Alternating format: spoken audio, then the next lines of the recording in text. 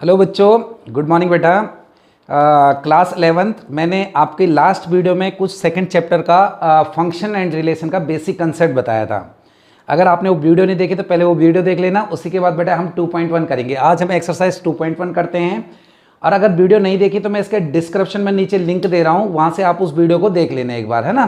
क्योंकि बेटा जब तक बेसिक कंसेप्ट माइंड में नहीं होगा तो एक्सरसाइज करने का कोई फायदा नहीं है, क्योंकि पता ही नहीं चलेगा क्या चीज़ हो रही है ना।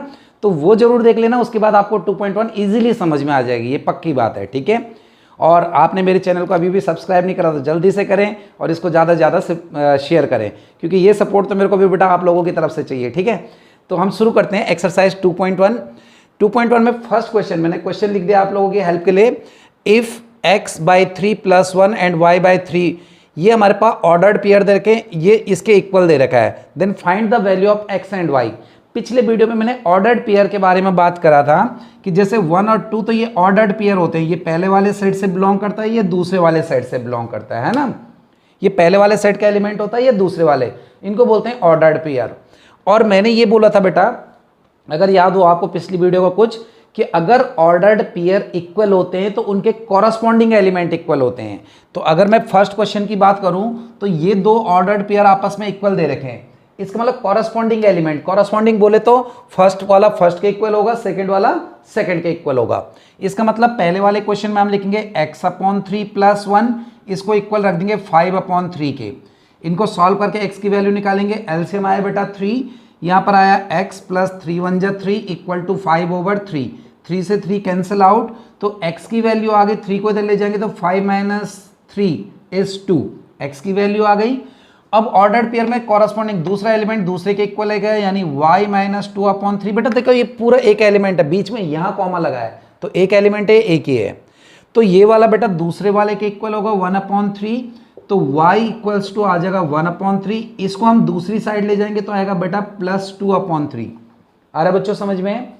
तो y = इनके एलसीएम लेंगे 3 और यहाँ पर आया 2 + 1, ये भी आ गया 3, यानी y की जो वैल्यू आ गई दैट इज 1, 3/3 1 आ गया। तो ये हमारे पास इसका फर्स्ट क्वेश्चन मेरे ख्याल से क्लियर हो गया आप लोगों को। दूसरा क्वेश्चन कहता है if set A has 3 element. Set A, एक सेट A है उसके पास 3 एलिमेंट हैं, एंड सेट B इसके भी 3 एलिमेंट है, 3 4 5 दे रखा है।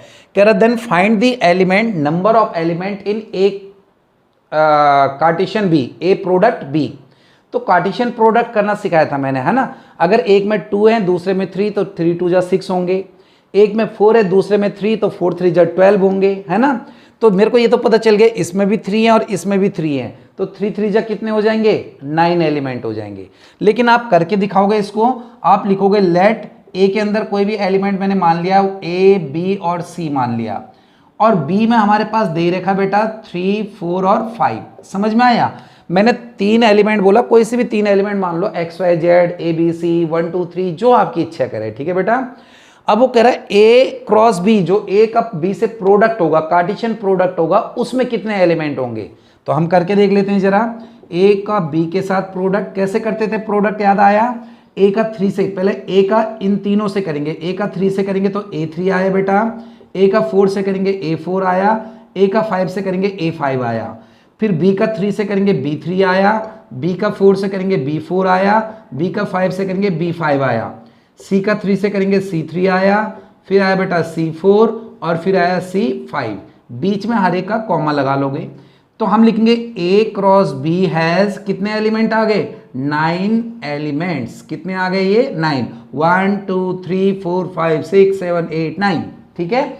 ऐसा मत गिनना 1 2 3 4 5 6, ये तो 18 हो जाएंगे, ऐसे नहीं, है ना। पता चल गया, क्योंकि ये ऑर्डर्ड पेयर एक ही एलिमेंट माना जाएगा। सबको क्लियर, ये 2 क्वेश्चन। कोई प्रॉब्लम होती है तो पूछे करो बेटा, पूछना तो बहुत अच्छा लगता है। अगर कोई पूछता है गलत पूछता है तो उसमें तो और भी अच्छा लगता है, क्योंकि किसी गलत क्वेश्चन में एक क्वेश्चन छिपा होता है। तो मेरे को तो ऐसा पर्सनली फील होता है कि कोई बच्चा गलत पूछता है तो उसमें मेरे को एक नए क्वेश्चन मिलता रहे, हाँ ऐसा भी हो सकता है भाई, है ना। तो क्वेश्चन नंबर 3, अगर मैं थर्ड क्वेश्चन की बात करूं तो कह रहा है G दे रखा है हमारे पास 7 8, एक सेट G दे रखा है, वो दे रखा है 7 और 8। H दे रखा है, वो दे रखा है 5 4 और 2, ठीक है बेटा। वो कह रहा है बेटा G × H निकालना है, G और H का कार्टेशियन प्रोडक्ट निकालना है। ठीक है, तो कैसे करते थे हम, पहले 7 को इन तीनों से, फिर 8 को इन तीनों से मल्टीप्लाई करना है। इसका मतलब मल्टीप्लाई करना है का मतलब होता है इन दोनों को लिखना है, ऐसे नहीं कि दोनों को प्रोडक्ट कर दो, ठीक है, ऐसे मत करना 7 5 जा 35, ऐसे नहीं। तो 7 का 5 से करेंगे 7 5 1 आया, 7 को 4 से करेंगे 7 4 आया, 7 को 2 से करेंगे 7 2 आया, ऐसे 8 को 5 से करेंगे 8 5, फिर आया 8 4 और फिर आया 8 2। क्लियर आप लोगों को? उसके बाद इसी में बोल रहा है, ये तो हमने निकाल दिया क्या, g इंटू एच, फिर कह रहा है h इंटू जी निकालो। तो अगर मैं h इंटू जी निकालता हूं तो h का g से करेंगे, h हमारे पास क्या है 5 4 और 2 है, और g हमारे पास इसका कार्टेशियन करेंगे इससे 7 8 से। तो अब क्या आएगा h इंटू जी, वो आएगा 5 का करेंगे 5 7, फिर आएगा 5 8, फिर आएगा 4 7, फिर आएगा 4 8, फिर आएगा 2 7 और फिर आएगा 2 8। समझ में आ रहा है बेटा? इसका इन दोनों से, इसका इन दोनों से, इसका इन दोनों से, है ना। तो मेरे को पता चल गया h इंटू जी और g इंटू एच एक जैसे नहीं होते, इक्वल नहीं होते आपस में। कार्टेशियन प्रोडक्ट फिर बोल रहा हूँ, अगर नहीं पता तो पिछली वाली वीडियो में मैंने बहुत डिटेल में बताया, आप देख सकते हो बेटा, ठीक है। नेक्स्ट क्वेश्चन देखें हम, स्टेट ट्रू और फॉल्स फॉर द फॉलोइंग। हमें बताना है ये ट्रू और फॉल्स बताने बेटा, हमें बताना है सच बोल रहा है या झूठ बोल रहा है। क्वेश्चन जो है वो सच बोल रहा है या झूठ बोल रहा है, ठीक है। तो इसका पहला पार्ट मैं बोलता हूं, वो कह रहा P जो है, P है M और N ये है, और Q जो है वो है N और M। तो कह रहा P इंटू क्यू अगर मैं निकालता हूं, तो निकाल के देखते हैं, तब देखते हैं क्या बोल रहा है। P इंटू क्यू अगर निकालेंगे तो M का पहले दोनों से करेंगे, M का N से करेंगे MN, फिर M का M से करेंगे तो MM, फिर N का N से करेंगे तो आएगा NN, और फिर N का M से करेंगे तो आएगा NM, ठीक है। अब वो क्या बोल रहा है कि अगर P ये है, Q ये है, then P into Q should be MN और NM ये। तो जरा बताओ, जरा सच बोल रहे हैं झूठ बोल रहा है, आपको क्या दिख रहा है? सच दिख रहा है बेटा मेरे को तो एक गलत दिख रहा है। क्यों दिख रहा है? देखो इसने सिर्फ MN एक तो ये वाला बोल दिया और एक NM ये बोल दिया, ये दोनों छोड़ दिए, तो इट इज फॉल्स। क्या हो गया? ये फॉल्स हो गया, ठीक है जी, सत्यवादी नहीं है ये, ठीक है। दूसरा क्वेश्चन, दूसरा पार्ट क्या बोल रहा है बेटा, if A and B are non empty set. देखो जी हमने नॉन एम्प्टी सेट बोला था, जिस सेट के अंदर कुछ ना कुछ हो, यानी वो फाई ना हो, जीरो ना हो, empty set, phi set, void set, null set, बहुत सारे नाम होते हैं। तो वो कह रहा है नॉन एम्प्टी होने चाहिए, कुछ ना कुछ उसके अंदर होना चाहिए। Then A cross B is also non empty, तो बिल्कुल सही है। अगर ए और बी नॉन एम्प्टी है तो ए क्रॉस बी भी नॉन एम्प्टी होगा। मैं आपको एग्जांपल दे देता हूं। ए मैंने मान लिया लेट लिख दे यहाँ पे, लेट ए हमारे पास मान लिया हमने 1, तो ये नॉन एम्प्टी आ गया नॉन एम्प्टी। बी मैंने मान लिया 2, तो ये भी क्या आ गया? नॉन एम्प्टी आ गया। अब अगर मैं ए क्रॉस बी करता हूं, इनका कार्टेशियन प्रोडक्ट करता हूं, तो आएगा 1 2 आ गया, और ये भी क्या आ गया हमारे पास? Non empty. So it is true, absolutely true. हाँ, दोनों में से अगर एक भी एम्प्टी हुआ, एक भी फाई हुआ, तो पूरा फाई हो जाएगा। मानो सिर्फ ए फाई होता तो इससे मल्टीप्लाई होकर फाई हो जाता, फाई मतलब जीरो, कुछ नहीं है उसके अंदर, तो मल्टीप्लाई होगा तो दूसरे के अंदर भी जीरो हो जाएगा, जीरो सब जीरो हो जाएगा, ठीक है।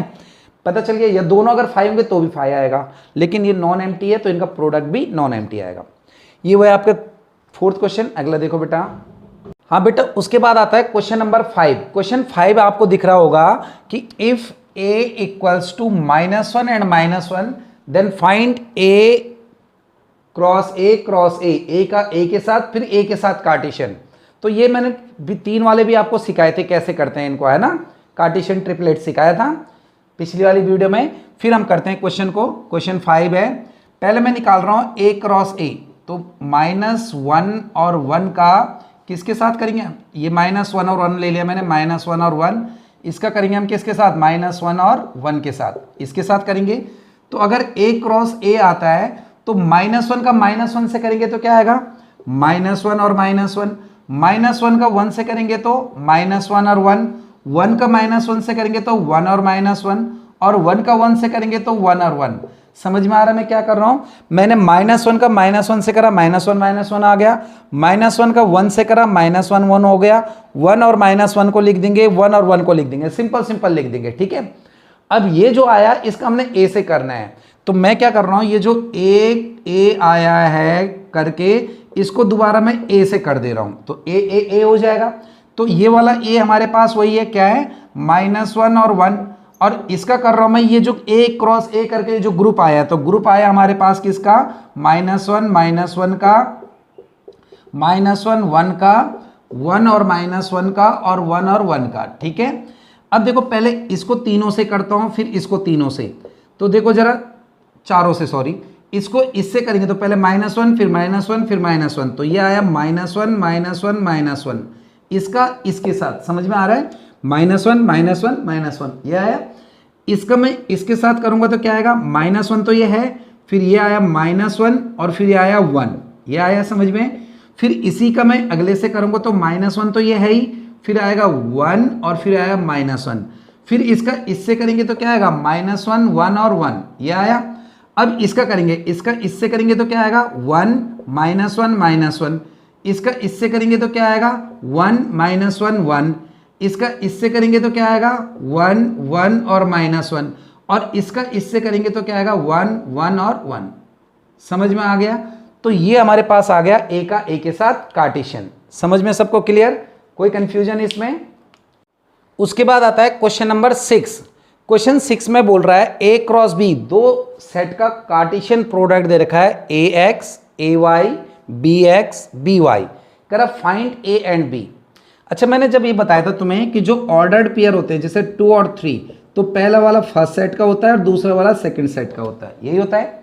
तो उसने ये दे रखा कि 6 वाला क्वेश्चन बेटा, ए क्रॉस बी जो है वो है A x A y B x और बी वाई, यही दे रखा है, ठीक है। अब मेरे को चाहिए ए और बी, तो ए जो होंगे वो पहले सेट के एलिमेंट होंगे, ये वाले पहले वाले होंगे, तो ये आया ए बी बी। अब मेरे को पता है कि सेट में रिपीट नहीं करते, सेट में कोई नंबर रिपीट नहीं होना चाहिए, सेट नहीं माना जाता है तो इसका मतलब मैं क्या लिख दूंगा, ए और बी लिख दूंगा, ए बी बी, रिपीट हो रहा ना, रिपीट नहीं करते बच्चे। बी की मैं बात करूं तो बी दूसरे वाले एलिमेंट होंगे एक्स वाई, तो सिर्फ क्या लिख देंगे हम, एक्स और वाई, ठीक है, यहां तक रिपीट नहीं करते। मल्टीप्लाई करोगे वही आएगा, देखो ए एक्स ये आया, ए वाई ये आया, बी एक्स ये आया और बी वाई ये आ गया, ये आ गया सबको समझ में। अब आता है क्वेश्चन नंबर 7। क्वेश्चन 7 आ जाता है बहुत बार एग्जाम में, कई बार एग्जाम में आ जाता है क्वेश्चन 7। ये समझ लो जरा ध्यान से, ए दे रखा है, बी दे रखा है, सी दे रखा है, डी दे रखा है। पहला पार्ट हमें निकालना है A cross B intersection C, equal prove करना है ए क्रॉस बी और इंटरसेक्शन ए क्रॉस सी। तो जरा हम पहले पार्ट का लेते हैं। क्वेश्चन 7 में फर्स्ट पार्ट का मैं लेफ्ट हैंड साइड ले रहा हूं, मेरे को दोनों इक्वल करने, देखो बेटा ये और ये इक्वल लाना ना, तो मैं लेफ्ट हैंड साइड ले रहा हूं। लेफ्ट हैंड साइड में ए क्रॉस बी इंटरसेक्शन सी, तो अगर मैं ए की बात करूं, ए तो ए कितना है बताओ जरा मेरे को देख के, ए दिख रहा है आपको 1 और 2, तो ए की जगह मैंने लिख दिया 1 और 2, क्रॉस बी और सी का इंटरसेक्शन, इंटरसेक्शन हमने सेट वाले चैप्टर में करा था, इसका मतलब कॉमन लेना है दोनों में जो आ रहा हो, तो बी ये रहा और सी ये रहा। देखो बी और सी दिख रहा है आपको, इसमें कॉमन क्या आ रहा है, बी और सी में क्या कॉमन दिख रहा है आपको, जो दोनों में आ रहा हो, कुछ नहीं आ रहा है, तो कुछ नहीं आ रहा तो हम इसको लिख देते हैं फाई, फाई ऐसे लिख देते हैं या ऐसे लिख देते हैं, नल सेट, इसका मतलब कुछ नहीं आ रहा है। तो अगर मैं किसी को फाई सेट से मल्टीप्लाई करूं, जीरो सेट से मल्टीप्लाई करूं, या इसको बोलते हैं नल सेट से मल्टीप्लाई करूं, तो पूरा नल सेट हो गया, हो गया, ये आ गई लेफ्ट हैंड साइड। अब अगर मैं इसकी राइट हैंड साइड की बात करता हूं, तो इसकी राइट हैंड साइड निकालते हैं हम। इसकी राइट हैंड साइड में क्या है, ए क्रॉस बी ये है, फिर इंटरसेक्शन ए क्रॉस सी, तो ए और बी का क्रॉस करते हैं जरा, ये रहा ए और बी दिख रहा है आपको, चलो मैं लिख देता हूं ए 1 और 2 है, सीधे कर ही देते हैं बेटा, ए और बी का दिख रहा होगा आपको यहाँ क्वेश्चन, ए और बी का क्रॉस, तो 1 का 1 से करेंगे तो क्या आएगा, 1 और 1 आएगा, फिर 1 का 2 से करेंगे तो आएगा 1 2, 1 का 3 से करेंगे 1 3 1 4, ये आएगा हमारे पास, फिर 2 का करेंगे तो आएगा 2 1, फिर आएगा 2 2, फिर आएगा 2 3 और फिर आएगा 2 4। मैंने क्या करा भले समझे आप, मैंने इसका इसके साथ कर दिया 1 1 1 2 1 3 1 4 2 1 2 2 2 3 2 4। अब इसका इंटरसेक्शन कॉमन निकालना है किसके साथ, ए क्रॉस सी, तो और ए और सी का क्रॉस करते हैं, देखो ए ये रहा और सी ये रहा, तो 1 5, ये आया 1 5, फिर आया बेटा 1 6, समझ में आ रहा है, 1 का 5 1 5, 1 का 6 1 6, 2 का 5 आया बेटा 2 5 और ये आया 2 6। अब मेरे को निकालना है इनका कॉमन इंटरसेक्शन जो दोनों में आ रहा है, तो आप ढूंढो जरा जोर से मतलब फटाफट ढूंढो कौन दोनों में क्या कॉमन आ रहा है। कुछ कॉमन नहीं दिख रहा है मेरे को, तुम्हें दिख रहा है? पता नहीं भाई, मेरे को तो नहीं दिख रहा है, लेंस लगा के भी नहीं दिख रहा है। इसका मतलब मैं लिख दूंगा 5। अब मैं लिख दूंगा left hand side is equal to right hand side. Prove हो गया पहला पार्ट, डन, हैप्पी, ठीक है। तो दूसरा पार्ट देखो अब इसका, दूसरे पार्ट में बोल रहा है कि A cross C is subset of B cross D। अब सबसेट क्या था सर, याद तो हमें है नहीं, पता है मेरे को। देखो भाई, अगर एक सेट A है, इसके अंदर 1 और 2 है, एक सेट B है, इसके अंदर 1 2 3 4 है, मैं बोलूंगा A के सारे एलिमेंट B में है, A के सारे एलिमेंट B में है, तो मैं लिखूंगा A is subset of B। आगे बात समझ में, इसको पढ़ते हैं, A is subset of B। तो मेरे को प्रूव करना है जो A क्रॉस C आएगा, A क्रॉस C वो सबसेट होगा B क्रॉस D, यानी A क्रॉस C के सारे एलिमेंट B क्रॉस D में होने चाहिए। तो जरा करते हैं दूसरा पार्ट। पहले मैं निकाल रहा हूं A क्रॉस C, तो A का C से करते हैं, A रहा C रहा। अभी करा था हमने 1 5 1 6 2 5 और 2 6, ये आया हमारे पास, ठीक है।